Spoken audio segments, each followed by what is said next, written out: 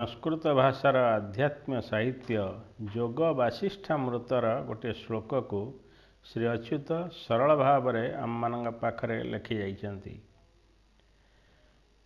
यावन्नानुग्रह साक्षात जायते परमेश्वरात् तावन्न सद्गुरु कश्चित सत्शास्त्रं वापि ना लभेत।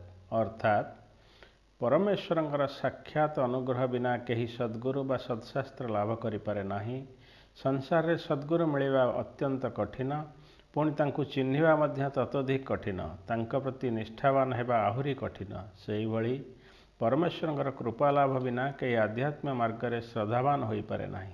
एही रुचि श्रद्धा ही मनुष्य को सद्गुरु और सत्शास्त्र अन्वेषण रे प्रवृत्त कराई तांका निकट रे उपस्थित कराए। मुमुक्षु को कृपा करिया पई ईश्वर स्वयं सद्गुरु भाव रे सद्गुरु रूप में उपस्थित हुअन्ति और अंतकरण मध्य थाई सद्गुरु को चिन्हाई दियंती। अच्युतंग भाषा रे ज्ञाने सदा बंधा होइण रही अछि जगत, विभु कृपा सिना करिले गुरु ज्ञान प्राप्त। गुरु सिना बाट देखाए गति दियई नहीं, एका सद्गुरु जीव को मोक्ष बाछि दियई।